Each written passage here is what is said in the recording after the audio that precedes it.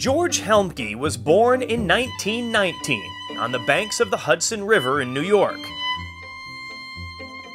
It didn't take long to see a mechanical mind at work. I had a bicycle.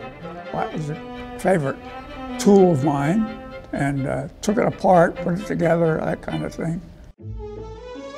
When he graduated high school, George got a life-changing invitation to join Bell Laboratories for a few months. Only 50 miles away, but a world apart. Every 6 months, Bell Labs had been hiring a group of young men to become apprentices, apprentice draftsmen and apprentice mechanics. And I was in that class of young men that became apprentice instrument makers. But then along came the war.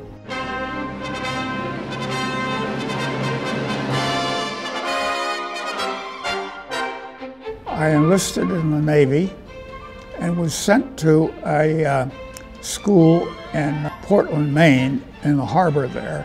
And the school was in high-frequency radio direction finding. And that's what was needed to track submarines.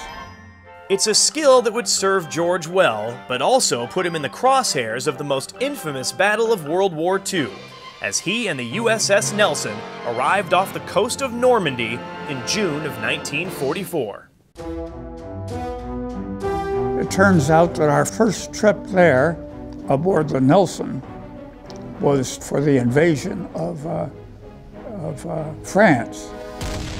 We were at Omaha Beach when we took a torpedo from a E-boat at night, and a lot of the ship was blown off. Big section of the stern lost, but we managed to stay afloat.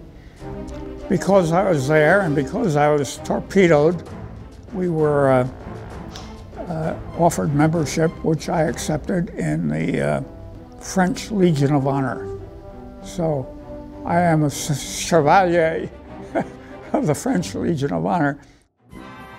Now a decorated veteran by 2 countries, George returned to Bell Labs and jumped back in with both feet as a key member of the team that put the first Telstar satellite into space. Before I had gone into the service, I was in a little group in the central shop that worked on parts for vacuum tubes. And then I was particularly involved in magnesium plating the interior of the waveguides. And that was a tricky job, but we managed to get it done. And there was quite a celebration when it went up and worked. It was something that we could take pride in. Yeah, I enjoyed that, yeah. George was there for the invention of the transistor, worked with several Nobel Prize winners, and after more than 45 years with the company, George retired in 1984. Now, more than 30 years later, he returns to the AT&T Technology and Innovation Center, a brand new space on the lab's campus, and a blast from George's past. A lot of overtime to get that. I don't know why there was a hurry to get it finished when we did, but we did. I guess that's how you get things done, if you put an urgent signal on things. Beautiful museum, my goodness. I'm really quite pleased to see that you're preserving these old things, and they should be preserved. You know, it's part of our history. It's where we came from. George and others like him are a huge inspiration to those of us working in the labs today. And as I look to what we're doing now, fundamentally transforming the network, I take inspiration from George because he showed that it can be done with perseverance and teamwork, and that's what we're doing today. The reason I am here today is because of the foundation work they've created. This is what we do as a company. We're an innovative, foundational, inventive company.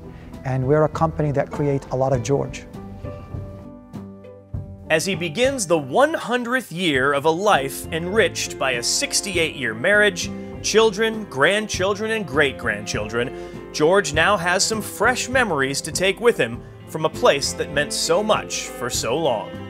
I had a great career in Bell-Ed. I will remember what a good place it was to work. It was a company that had really wonderful people, and luckily I was a little bit of a part of it. Yeah. I felt good about that. Yeah.